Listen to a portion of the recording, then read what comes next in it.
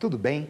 Vamos para mais um programa Prova Final, uma parceria da TV Justiça e a rede LFG. O meu nome é Emerson Malheiro, eu tenho 38 anos, sou advogado, doutorando e mestre em Direito e professor de Direito Internacional Público. Como você já conhece, o nosso programa é dividido em 3 blocos. O primeiro bloco é o tema do dia. Vamos cuidar dos tratados internacionais de direitos humanos no ordenamento jurídico brasileiro. É muito importante cuidarmos sobre o procedimento de incorporação, bem como o valor dos tratados internacionais no Brasil. A seguir, vamos para o segundo bloco. Pergunte ao professor. Alunos de todo o Brasil formularão 5 questões acerca do tema. E por fim, no bloco 3, é o X da questão. São questões anteriores do exame de ordem que serão analisadas em cada uma de suas alternativas. Agora, vamos para o tema do dia. Será estupendo!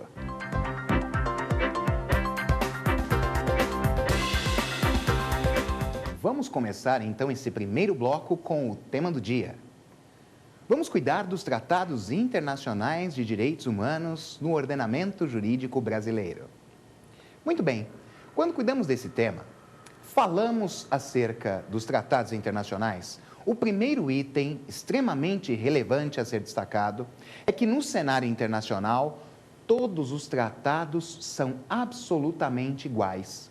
Não existe um tratado que seja mais importante do que outro. Assim sendo, por exemplo, o Pacto Internacional sobre os Direitos Civis e Políticos detém o mesmo valor que o Pacto de San José da Costa Rica, que possui a mesma importância de outro tratado internacional, como, por exemplo, um acordo de natureza comercial entre Brasil e Chile, que detém o mesmo valor do Pacto Internacional sobre os Direitos Civis e Políticos. Em apertada síntese, como lhes falei, todos os tratados são absolutamente iguais no cenário internacional. No entanto, é importante destacar que quando estamos no direito interno, os tratados internacionais vão obedecer à hierarquia entre as normas. Aquela hierarquia entre as normas da pirâmide de Kelsen. Nós aprendemos e sabemos que essa hierarquia entre as normas é bastante importante. Ela foi revista no direito constitucional, no Brasil, no artigo 59 da Constituição Federal. Muitas vezes, temos que lembrar do nosso início da graduação no curso de Direito, não é verdade? O professor, na primeira semana, pediu para que fizéssemos um trabalho escrito acerca da teoria pura do direito. Certamente, todos nós encontramos dificuldades e, se aconteceu com vocês o que aconteceu comigo, a primeira leitura não trouxe nenhum entendimento. Eu confesso que não consegui entender absolutamente nada. Mas uma coisa ficou bastante clara: a hierarquia entre as normas no direito interno, estabelecido pela pirâmide kelseniana. Não preciso falar para vocês acerca do disposto em todo o artigo 59 da Constituição Federal. Vamos cuidar única e exclusivamente daquilo que nos interessa. Assim, você já sabe que no topo da pirâmide está a Carta Magna, a nossa Constituição Federal. Mais ou menos no meio dessa pirâmide estão as leis ordinárias. E certamente, na base estão as resoluções, as portarias. Um tratado internacional, quando ele é incorporado no ordenamento jurídico brasileiro, passa a obedecer a essa hierarquia. Qual é o posicionamento hierárquico dos tratados internacionais em geral no ordenamento jurídico brasileiro? Posso lhes dizer, de forma categórica e sem deixar margem a qualquer dúvidas, que esse tratado internacional ingressa no mesmo nível das leis ordinárias. Apesar de a Constituição Federal nada mencionar sobre o assunto, e nem mesmo lei ordinária ou qualquer outra norma infraconstitucional, o Supremo Tribunal Federal, em 1977, no recurso extraordinário 8064, estabeleceu que os tratados internacionais, uma vez incorporados no ordenamento jurídico brasileiro, serão equivalentes às leis ordinárias. No entanto, meus amigos, isso trouxe um severo problema para o Brasil. Qual? Os tratados internacionais, sendo equivalentes a leis ordinárias, são passíveis de perda da eficácia quando surgir uma lei ordinária interna posterior cuidando do mesmo assunto de forma idêntica ou contrária. É claro que nós sabemos ser também possível um tratado internacional incorporado revogar norma jurídica anterior, se cuidar, igualmente, do mesmo assunto de forma idêntica ou contrária. No entanto, esse problema que encontramos quando surgir uma norma jurídica interna, cuidando do mesmo assunto de forma igual ou contrária e fazendo com que um tratado internacional perca a sua eficácia, é, de fato, algo a ser considerado. Por qual razão? Por um motivo bastante simples, meus amigos. Eu posso lhes dizer que, categoricamente, o Brasil passará a descumprir esse tratado internacional por não ter mais nenhuma validade no direito interno e, no entanto, ele continua a operar sua validade, vigência e obrigatoriedade no cenário das relações exteriores. É importante destacar que esse posicionamento, até hoje, é majoritário no plano jurisprudencial brasileiro. No entanto, o legislador constitucional originário de 1988, você ouviu bem, o legislador constitucional originário de 1988, trouxe uma proteção especial aos tratados internacionais de direitos humanos. Não vou falar aqui para vocês acerca da redação expressa do artigo 5º, parágrafo 2º, mas quero destacar para vocês uma interpretação do seu conteúdo. Interpretando o artigo 5º, parágrafo 2º da Carta Magna, posso lhes dizer que os direitos fundamentais se encontram no próprio artigo 5º da Constituição Federal, mas também em outros dispositivos da Carta Magna, em normas infraconstitucionais, e agora a parte que nos interessa, em tratados internacionais de que a República Federativa do Brasil seja parte. Assim sendo, meus amigos, é importante destacar que quando cuidamos de direitos humanos, temos 3 expressões que orientam o seu conceito. A primeira expressão, direitos do homem, são aqueles interesses conexos ao direito natural, como, por exemplo, o direito à vida, o direito à liberdade, o direito de dar a cada um o que lhe é devido. Uma segunda expressão, direitos humanos, denomino direitos humanos stricto sensu. Nessa expressão, nós temos aqueles interesses que são conexos ao direito natural, que são devidamente positivados em tratados e convenções internacionais. Por fim, a terceira expressão que orienta os direitos humanos é direitos fundamentais. Agora, aqueles tratados internacionais de direitos humanos são devidamente incorporados no ordenamento jurídico do Estado. Pois bem, assim verificamos que um tratado internacional de direitos humanos, uma vez incorporado no ordenamento jurídico brasileiro, é um direito fundamental. E se é um direito fundamental, meus amigos, cuida-se de cláusula pétrea. E como bem lembramos, quando falamos em cláusulas pétreas, sabemos que elas não podem ser modificadas. Assim sendo, podemos concluir, os tratados internacionais de direitos humanos, uma vez incorporados no ordenamento jurídico brasileiro, na forma do artigo 5º, parágrafo 2º da Constituição Federal, tornam-se direitos fundamentais e, portanto, cláusulas pétreas. Aquela regra que se aplicava aos tratados internacionais em geral não poderá ser empregada nos tratados internacionais de direitos humanos. Isso significa dizer, meus amigos, que estamos diante de norma que é infraconstitucional, cláusula pétrea, não pode ser modificada. Não há dúvida de que os tratados internacionais de direitos humanos foram alçados a uma condição especial. São agora materialmente constitucionais.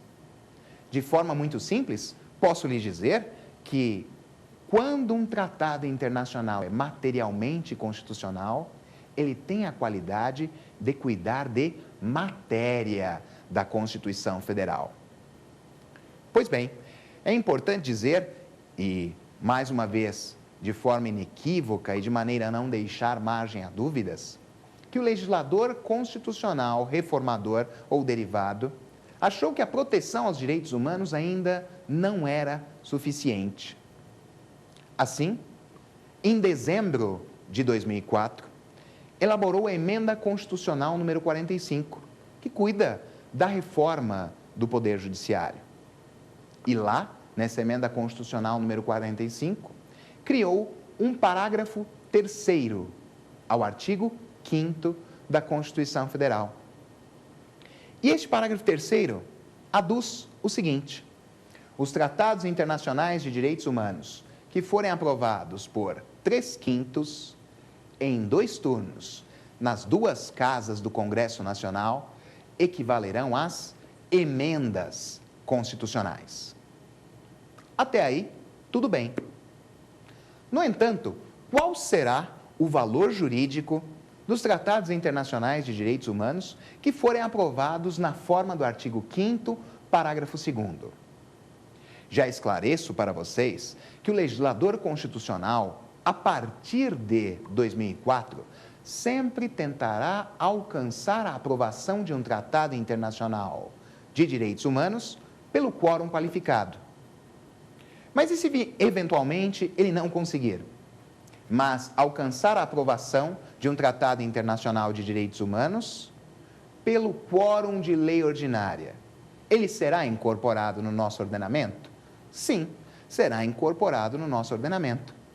Mas com qual valor jurídico? Porque eu deixei claro para vocês. Se o procedimento levar em consideração o quórum qualificado do artigo 5º, parágrafo 3º, não há dúvidas, será equivalente a uma emenda constitucional. Mas, e por outro lado, se for aprovado de acordo com o disposto no artigo 5º, parágrafo 2º, não pode ser equivalente à lei ordinária, não obstante o quórum de aprovação seja. Por qual razão? Porque, se isso acontecer, aplicar-se-á a regra geral de revogação ou perda da eficácia tácita quando do surgimento de uma nova regra. Pois bem, meus amigos, quando há uma dúvida jurídica enorme, é necessário que o STF venha se posicionar. Mas o STF silenciou, diga-se de passagem, em 1988, já se perguntava qual era o valor jurídico dos tratados internacionais de direitos humanos quando incorporados no ordenamento jurídico brasileiro. E é claro, em 1988, nada disse o STF. Vamos dar algum tempo para que ele possa examinar? Em 1992, a questão se agravou um pouco mais, porque houve a incorporação de um tratado internacional de direitos humanos bastante importante, a Convenção Americana de Direitos Humanos de 1969, também denominada Pacto de San José da Costa Rica. No Brasil, é o Decreto 678 de 1992. E ele estabelece, no artigo 7º, parágrafo 7º, a vedação da prisão do depositário infiel, sendo possível se falar em prisão civil apenas e tão somente na hipótese do devedor inexcusável de alimentos. O grande problema, meus amigos, é que a Constituição Federal prevê duas modalidades de prisão civil. Uma, a do devedor inexcusável de alimentos, e a outra, a do depositário infiel. Assim, tornou-se extremamente necessário saber qual é a posição de um tratado internacional de direitos humanos dentro do ordenamento jurídico brasileiro, quando incorporado na forma do artigo 5º, parágrafo 2º da Carta Magna.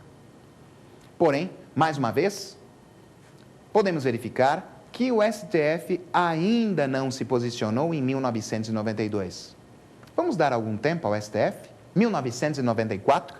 2 anos, creio que seja suficiente, não é verdade? Em 1994, se vocês lembram bem, foi ano de Copa do Mundo.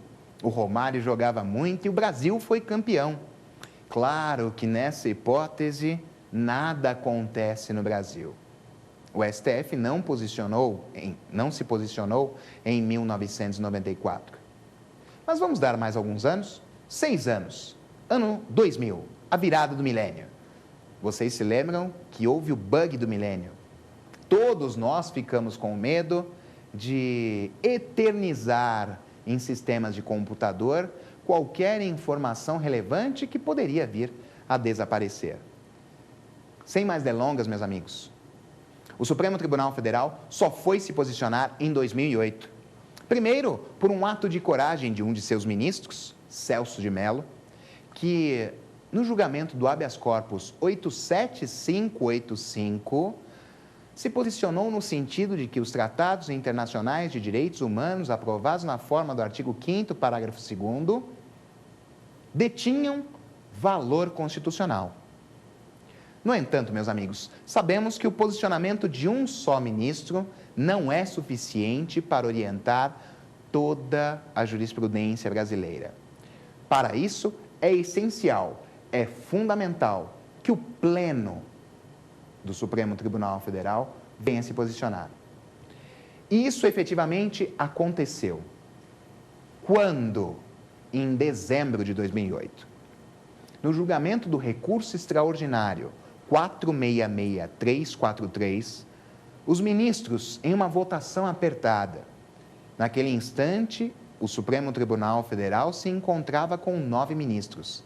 E por 5 votos a 4, os ministros decidiram que os tratados internacionais de direitos humanos incorporados na forma do artigo 5º, parágrafo 2º da Constituição Federal, detêm o mesmo valor de uma norma supralegal.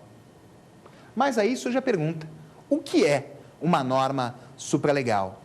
E eu falo para vocês, norma supralegal é aquela que está acima de todas as regras do ordenamento jurídico brasileiro, porém, logo abaixo da Constituição Federal. Assim, em apertada síntese, vamos verificar que os tratados internacionais no ordenamento jurídico brasileiro detêm diversos posicionamentos. 3. Se cuidarmos de tratados internacionais que tratam dos mais diversos assuntos, já verificamos que a sua hierarquia equivale a uma lei ordinária. No entanto, se esse tratado internacional cuidar de direitos humanos e obedecer o disposto no artigo 5º, parágrafo 2º, será ele equivalente a uma norma supralegal. Por outro lado, vamos verificar que se tivermos um tratado internacional de direitos humanos que obedece o disposto no artigo 5º, parágrafo 3º da Carta Magna, ele será equivalente a uma emenda constitucional. Como ficou, então, a posição da prisão do depositário infiel? Por óbvio, se o Tratado Internacional de Direitos Humanos, Pacto de San José da Costa Rica, é equivalente a uma norma supralegal, isso significa dizer que a regra está acima de todas as demais do ordenamento jurídico brasileiro e logo abaixo da Constituição Federal. E aí, verificamos que esse tratado internacional, que é extremamente importante, proíbe a prisão do depositário infiel. E, amigos, um ano depois, foi elaborada a súmula vinculante número 25, que estabeleceu ser proibida a prisão do depositário infiel, qualquer que seja a modalidade de depósito. Desse modo, vamos verificar, mais uma vez, de forma clara, que o posicionamento hierárquico dos tratados internacionais no ordenamento jurídico brasileiro ganha enorme importância. É necessário sempre se verificar em que equivalência o tratado internacional se encontra e analisamos por meio do assunto que ele cuida. Mas aí, quando você estiver diante de uma prova, pode surgir uma enorme dúvida. Professor Malheiro, será que em todos os tratados internacionais será essencial verificar o quórum de aprovação, se é o quórum qualificado ou se é o quórum de lei ordinária? Porque eu já sei que se o quórum for qualificado, 3/5, 2 turnos, 2 casas do Congresso Nacional, o tratado será equivalente à emenda constitucional. Mas, por outro lado, se ele for aprovado na forma do artigo 5º, parágrafo 2º, o quórum é de lei ordinária e ele será norma supralegal. E eu já vou tranquilizar todos vocês. Por uma razão bastante simples. Até hoje, apenas um tratado internacional foi aprovado com o quórum qualificado do artigo 5º, parágrafo 3º. Qual é esse tratado? A Convenção Internacional sobre os Portadores de Deficiência e seu protocolo facultativo de 2007. É o único tratado até hoje no ordenamento jurídico brasileiro que é equivalente a uma emenda constitucional. Podem surgir outros, sem sombra de dúvida, mas o importante é destacar que o parágrafo 3º do artigo 5º não revogou o disposto no parágrafo 2º do mesmo artigo. Os dois dispositivos convivem pacificamente no cenário jurídico brasileiro. Não há nenhuma controvérsia entre eles. Como já afirmado, o parlamentar vai tentar alcançar o quórum qualificado, mas, se não conseguir, o Tratado Internacional de Direitos Humanos pode ser aprovado com o quórum de lei ordinária. O que vai se alterar, portanto, é apenas a sua posição hierárquica. Vamos agora para o próximo bloco, com o Pergunte ao Professor.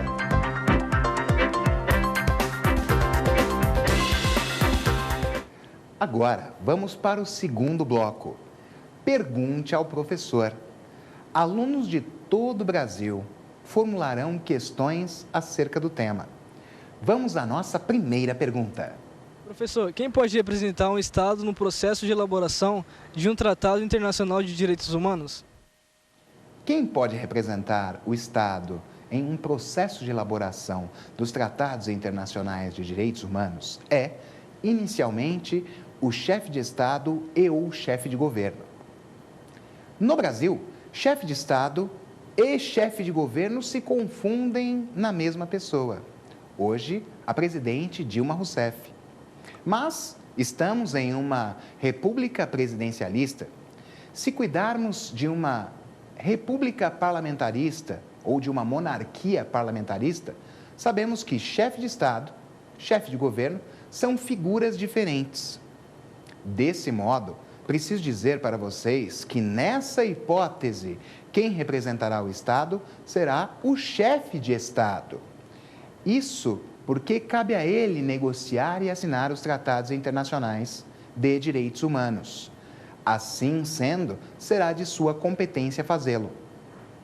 Por outro lado, se estivermos diante de uma monarquia absolutista, chefe de Estado, chefe de governo se confundem na mesma pessoa. Mas lá teremos então o monarca. Falando especificamente sobre o procedimento brasileiro, destaco para cada um de vocês que a presidente da República vai negociar e assinar um tratado internacional. Mas só ela poderá fazê-lo? Não.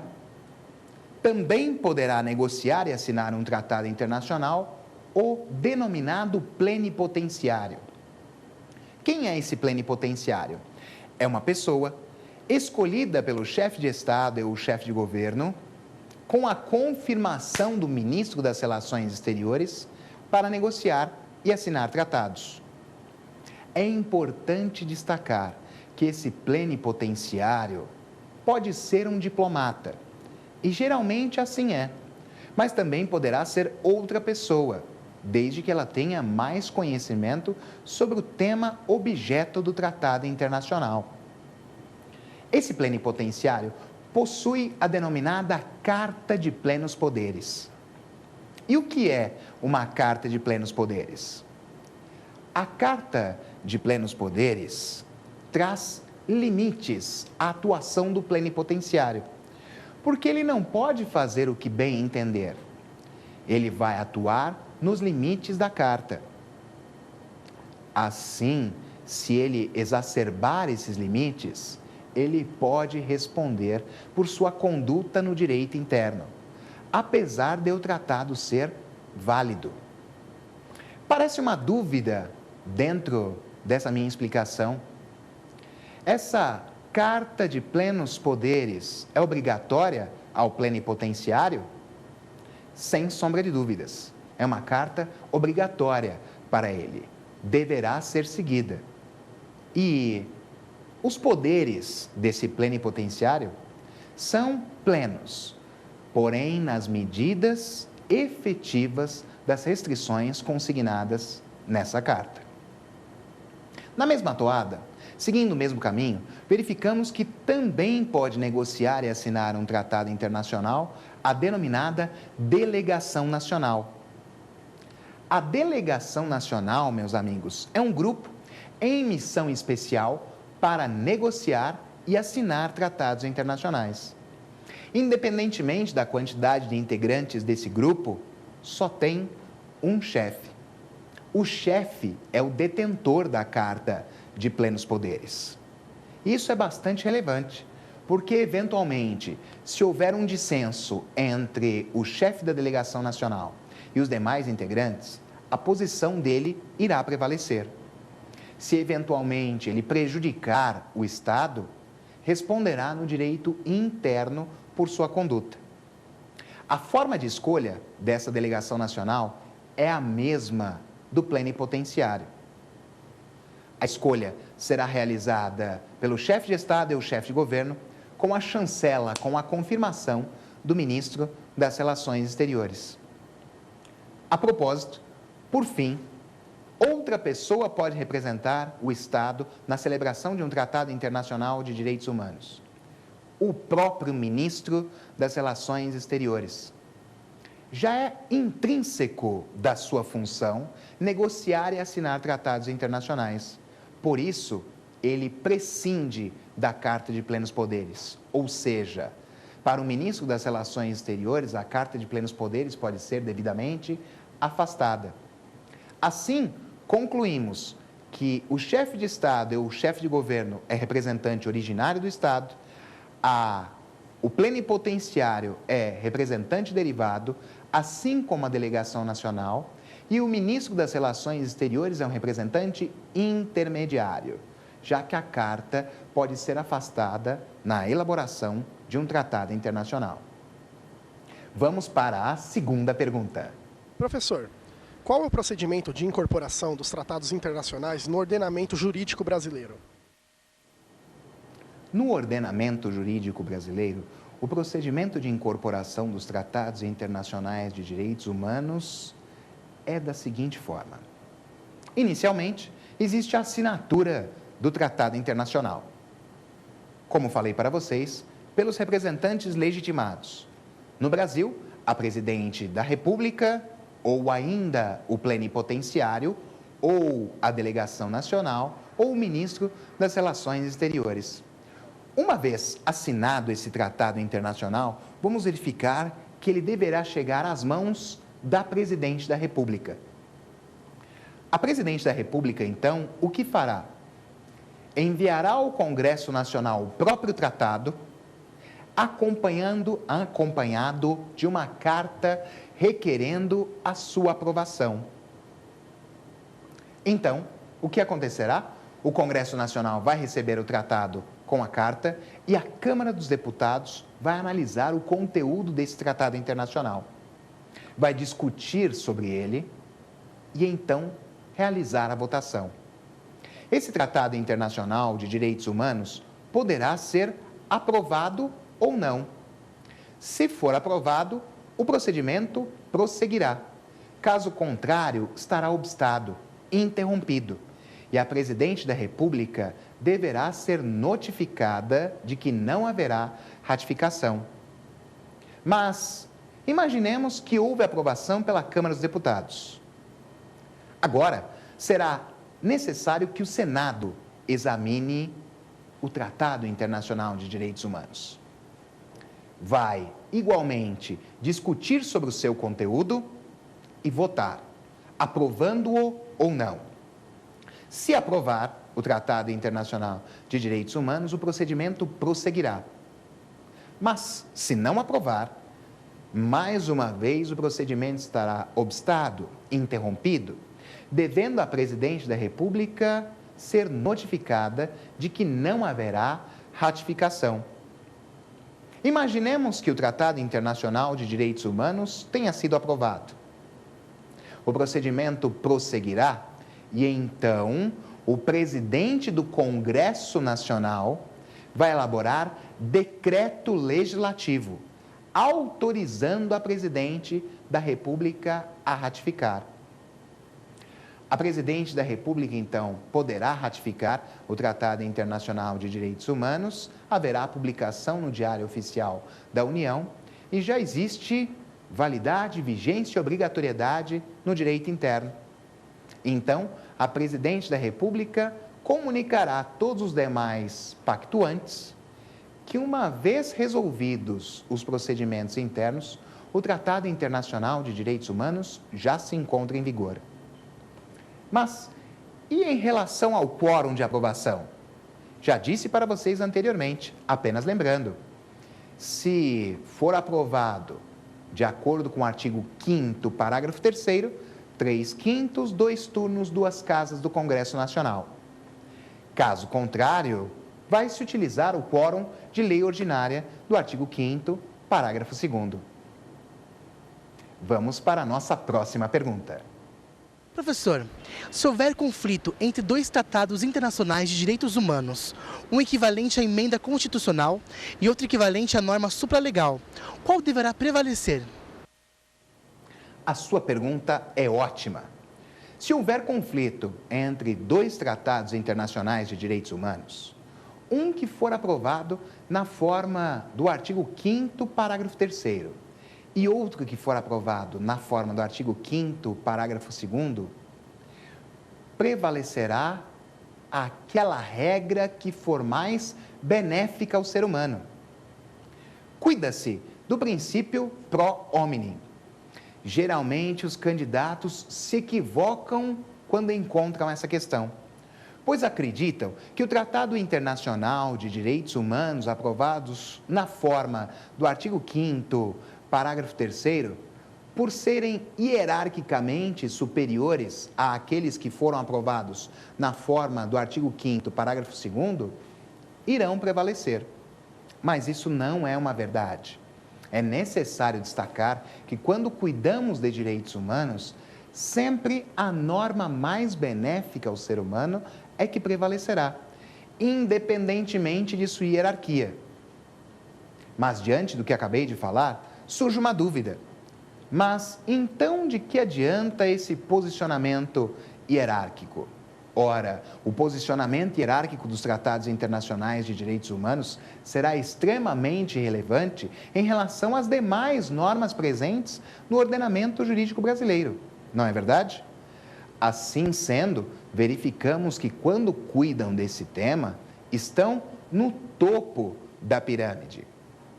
O conflito também pode existir entre um tratado internacional de direitos humanos, aprovados na forma do artigo 5º, parágrafo 2º, e a própria Constituição Federal Brasileira.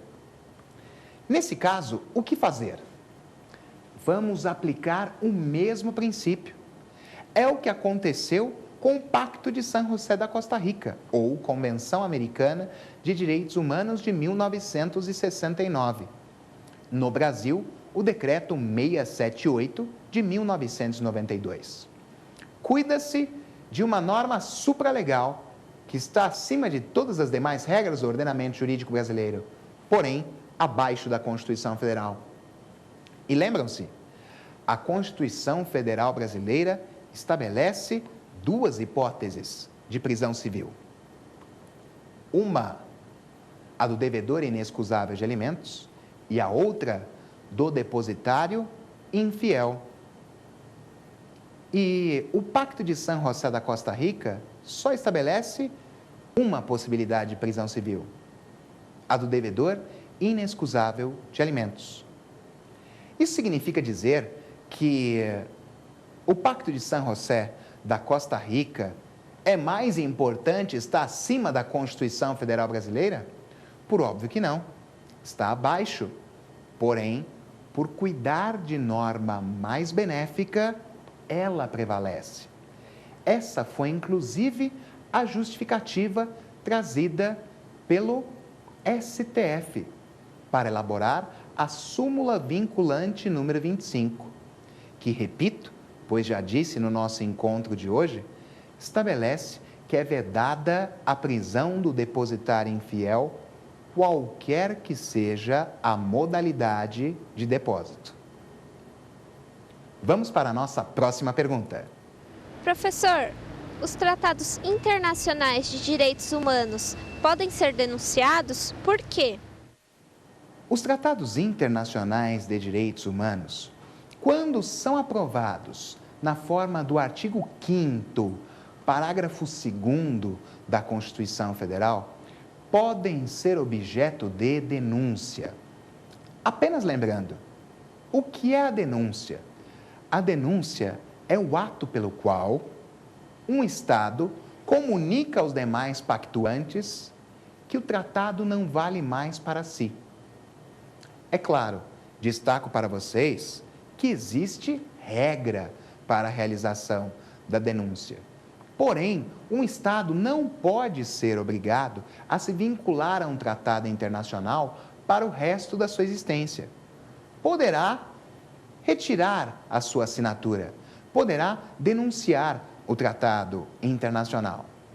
No entanto, destaco para vocês, apenas os tratados internacionais de direitos humanos que detêm equivalência à norma supralegal poderão ser denunciados.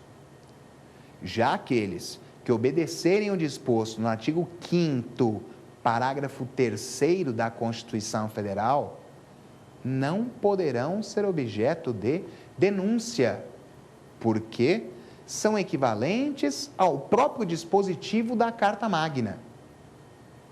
Assim sendo, você poderia perguntar, mas e nesse caso, Malheiro, como se deve proceder?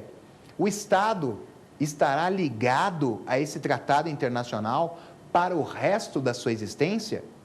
Claro que não. Ele poderá efetivamente assinar outro tratado internacional que traga uma regra mais benéfica. E essa regra mais benéfica vai prevalecer, já que, quando falamos em tratados internacionais de direitos humanos, temos medidas protetivas mínimas para a tutela desses interesses. E essa proteção sempre poderá ser ampliada. Vamos para a nossa próxima pergunta. Professor, no Brasil, a Presidente da República pode deixar de ratificar o Tratado Internacional de Direitos Humanos aprovado pelo Congresso Nacional? Por quê? Sim, a Presidente da República poderá deixar de ratificar um tratado internacional de direitos humanos. Existem hipóteses em que verificamos que um tratado passou longo tempo no Congresso Nacional e, no instante da sua ratificação, já houve perda do interesse. ou ainda outra norma mais benéfica no plano interno foi elaborada. Desse modo, se torna completamente desnecessária a ratificação daquele tratado internacional. Ainda precisamos lembrar que a ratificação é um ato discricionário, ou seja, leva em consideração conveniência e oportunidade do Estado nos limites da lei. Então, seria um completo dissenso afirmar que a Presidente da República encontra-se em obrigatoriedade em ratificar um tratado internacional, ainda que cuide de direitos humanos. Se verificar a conveniência e oportunidade do Estado, analisando detidamente que aquele tratado internacional não mais cuida de interesses ao Brasil, de forma efetiva, não há dúvida. Já sabemos que uma das características dos direitos humanos é a indivisibilidade e a interdependência. Assim, ora, se existe uma norma interna que é mais benéfica, ratificar aquele tratado internacional de direitos humanos não tem necessidade. Houve perda do interesse. Desse modo, meus amigos, não há dúvida. A Presidente da República precisa analisar delineadamente e então verificar se vai ratificar ou não, já que ela não está obrigada a isso. É importante lembrar que o decreto legislativo que foi elaborado pelo presidente do Congresso Nacional é apenas uma autorização à presidente para ratificar. Ela não pode, isso é verdadeiro, ratificar um tratado internacional sem esse decreto legislativo. Ele é essencial, fundamental para a ratificação de um tratado internacional. Por outro lado, um erro também que muitos candidatos cometem é achar que quem efetivamente ratifica o tratado internacional é o Congresso. E o Congresso nada ratifica. Na verdade, ele aprova ou não, autorizando a Presidente da República a ratificar. Portanto, insisto, a ratificação de um tratado internacional de direitos humanos é de competência e legitimidade da Presidente da República. Vamos agora para o próximo bloco cuidar do X da questão.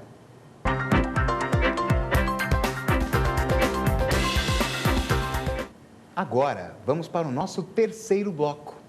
Vamos cuidar do X da questão, examinando questões anteriores do exame de ordem e, efetivamente, fazendo uma análise profunda de cada uma das alternativas. Vamos à primeira questão. Exame de ordem 2009.3. Os tratados internacionais sobre direitos humanos, firmados pela República Federativa do Brasil, serão equivalentes às emendas constitucionais, se forem aprovados em cada casa do Congresso Nacional. Alternativa A, em único turno, por maioria absoluta dos votos dos respectivos membros. Alternativa B, em único turno, por 3/5 dos votos dos respectivos membros. Alternativa C, em 2 turnos, por 3/5 dos votos dos respectivos membros.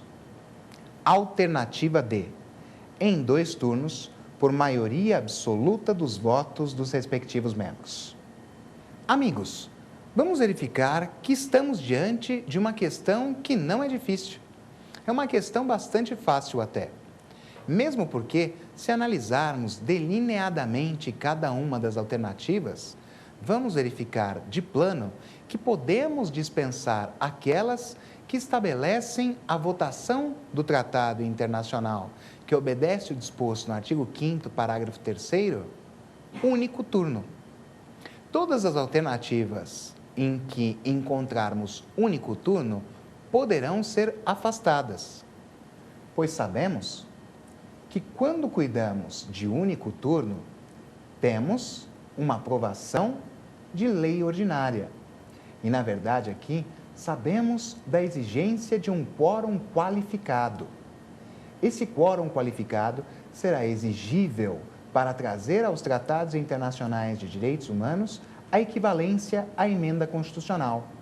Desse modo, as alternativas A e B já podem ser afastadas, já podem ser efetivamente dispensadas.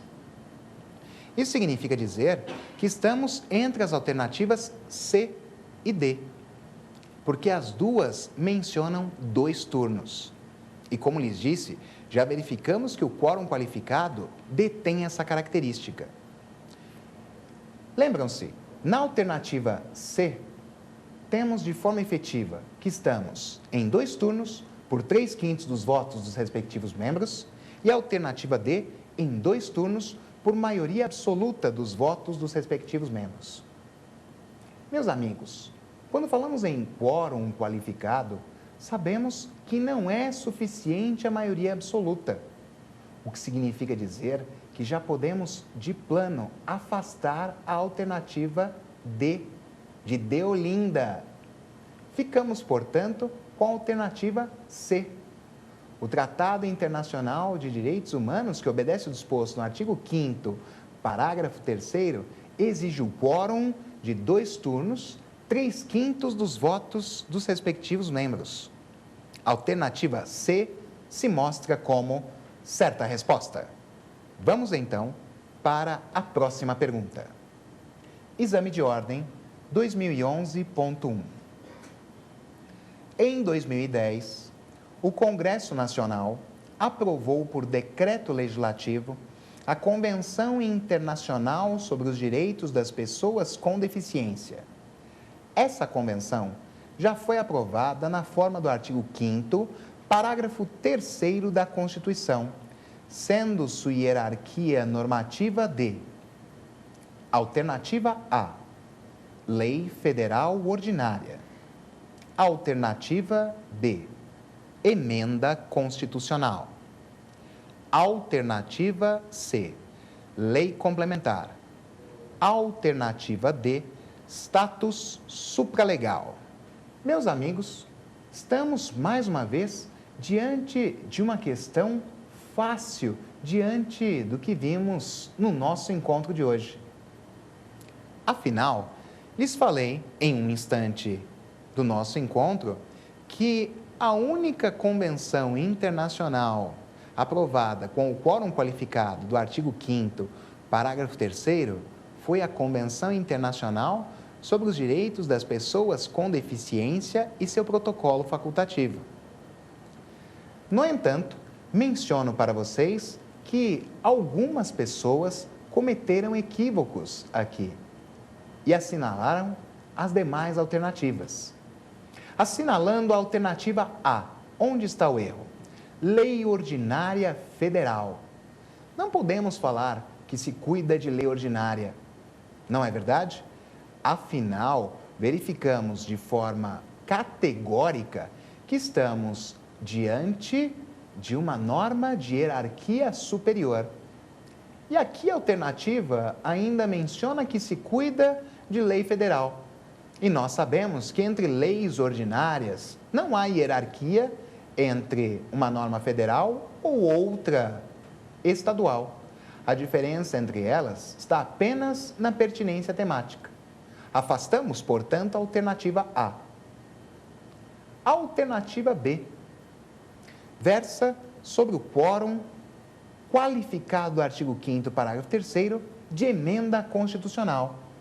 E se constitui essa como certa resposta. É a redação explícita do 5º, parágrafo 3º da Carta Magna. Analisemos a próxima alternativa, C. Verificamos que estamos diante de lei complementar. Muitos candidatos equivocadamente assinalaram essa alternativa, por considerar que um tratado internacional está no alto da pirâmide normativa brasileira. Mas, amigos, como vimos, a lei complementar está abaixo, inclusive, da norma supralegal.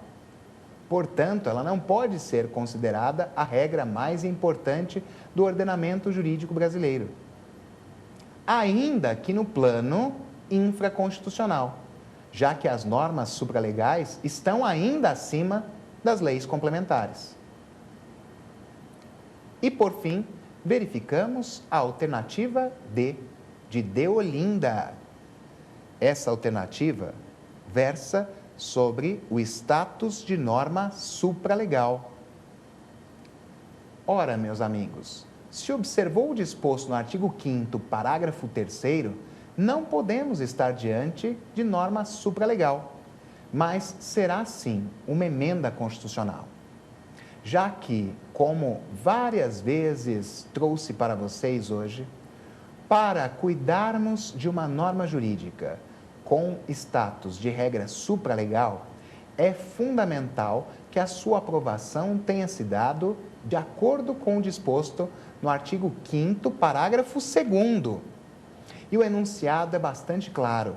Menciona a Convenção Internacional sobre os Direitos das Pessoas com Deficiência e seu protocolo facultativo, que observou o disposto no artigo 5º, parágrafo 3º, e é até hoje o único tratado internacional que foi aprovado e ratificado depois da análise pelo quórum qualificado. Nessa mesma toada, é importante frisar que outros tratados internacionais de direitos humanos também poderão ser aprovados por esse quórum qualificado. É muito difícil alcançá-lo? Sem sombra de dúvida, mas não é impossível. Aprovando-se o tratado na forma do artigo 5º, parágrafo 2º, o que traz consigo, na verdade, um quórum de lei ordinária, aí sim ele será equivalente a uma norma supralegal. Assim sendo, vamos dispensar categoricamente a alternativa D de Deolinda, sendo correta a alternativa B de Betina. Ela configura o status, a equivalência de um tratado internacional de direitos humanos dessa natureza às emendas constitucionais. Espero que a nossa aula de hoje tenha sido muito útil para você. Desejo-lhes bons estudos e muito sucesso. Obrigado pela sua atenção. Contem sempre comigo.